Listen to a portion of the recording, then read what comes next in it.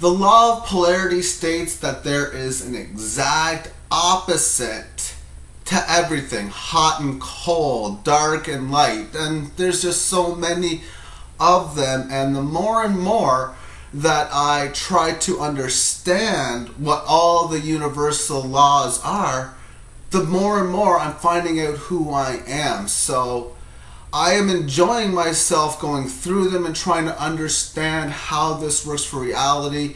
And I use a lot of the universal laws to figure out just stuff that's going around me, and try to just figure anything out by logic. I try to associate it with that.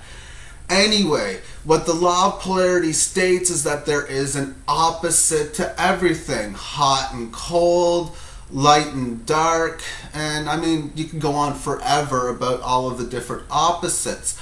I come on here talking about a golden age, an age of love that is coming, and I'm using the law of polarity as one of many of my evidence tools to talk about that.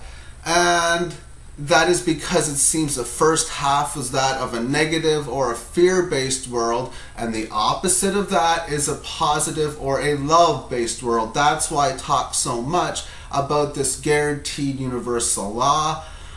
All the messages that get to me is that you can't break a universal law. Then you're like, okay, you try to figure out ways in which you can, and you can't get any luck.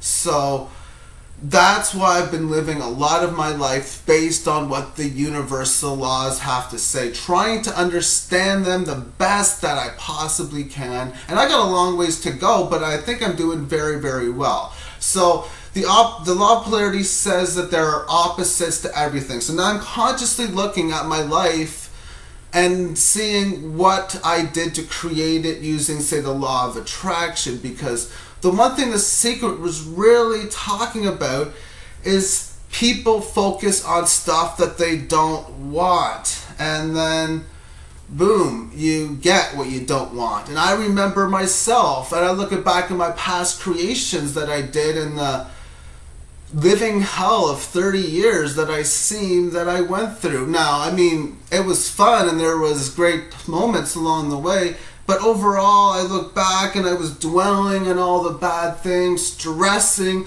over different difficult situations, and when I was doing that, I was creating negative manifestations in my world. Now, I didn't understand why, because it's not like some school teacher said, the law of attraction, how are you using it? Because I would have been like, what?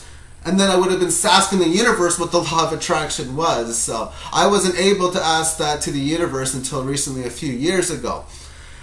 Nonetheless, if you do the opposite of asking for what you don't want, the opposite of that is asking for what you do want. And then when that's the case, I mean, like, wow. And that is what I've been doing, is trying to focus on what I want the most, because it seems as if you either love yourself or you hate yourself. And I look back to myself and I ask the question, well, how much did you love yourself when you were 20 years old? And I didn't really love myself too much, and I can admit it, and I mean, accept it. It's all part of the game. It's all part of the emotions. I understand that there is a lower vibration, that there is a positive and a higher vibration. Now that I understand that the two exist, the thing is how do you work with both of them collectively, knowing that the path of least resistance is that of love or a higher vibration. And I ask these questions, do I know exactly? I mean, I know the feeling, and I try to explain it the best that I can, but I know as long as I try to stay as positive along the way that I can, things seem to always work out. And even if you are negative, things will work out. It's just that the road bumps along the way are going to be very difficult. I mean, I remember looking back at my life, and I would just dwell and just complain about why things were so bad, or why is my relationships in such a mess? Why is my physical health doing so bad? Why are all these bad things happening to me? And I would ask those, and the negative manifestations would come back. So now that I know what the law of polarity is, when you see something negative, you think, okay, what's the opposite? People talk about, oh, I'm stressing so much. Man, I'm stressing over this, I'm stressing over that.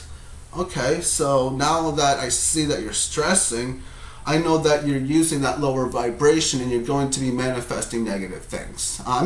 Whatever you want to do, go ahead and do it, because myself, I don't stress. And if I stress, it's not at that high of a keel, and it's not for that long of a period of time. And if it is for a long period of time, maybe a very odd time. So I don't stress too much. So what's the option? What's the exact opposite of stressing? Well, that's like relaxing and just being very calm and very happy. And that's what I try to do the most that I can.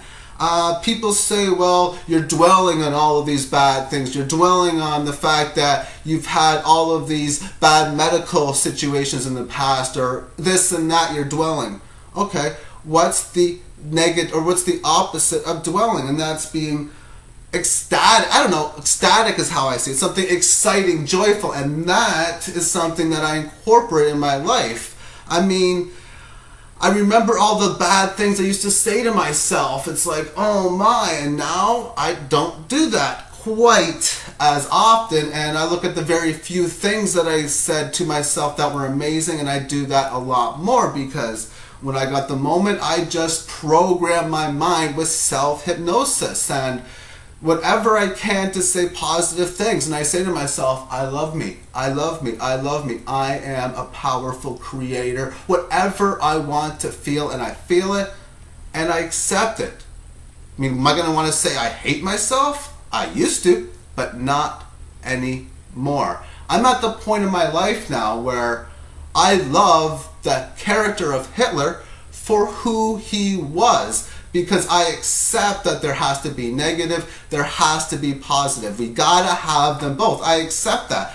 Did Hitler destroy a lot of things and cause a lot of chaos? Oh, hell yeah, of course he did.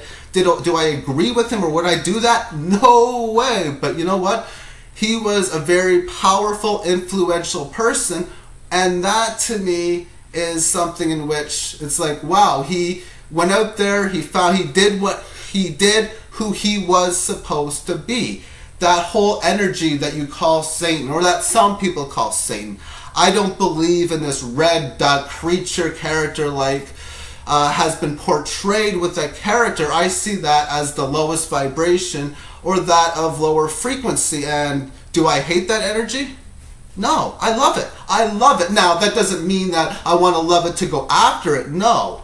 What it means is that I love the fact that it exists in the oneness. Now, I ask why it exists in the oneness, and I haven't found that out yet, but I have confidence that I will, because I ask and I focus my energies in finding out that information. So I look at it this way. If you want to go back to this whole devil thing, if you're supposed to hate the devil, then you're doing what the devil wants, because the devil would be that of all hate. And it doesn't like, it likes being loved back, but it's not what it wants, put it that way. And then everyone talked about this whole Jesus, how Jesus loved his enemies. Well, if you consider Satan an enemy, and if Jesus loved his enemies, then why can't I? And really, that's what it boils down to. And before, when I hated that devil creature or that devil character, I would get a lot of negative manifestations back. But when I have loved it, I have so many positive manifestations that come back. So thank you everyone for watching, and that's something that I need to do more, is more of the thank you. So I'm gonna probably start doing on a weekly basis one of my gratification videos. Now it's all figuring out how to produce it. Gratification, they're saying, is an amazing thing to do when you are creating with the universe, and I do that a lot. The phone's ringing, so I'm gonna let this go, but gratification is the key. Peace and light.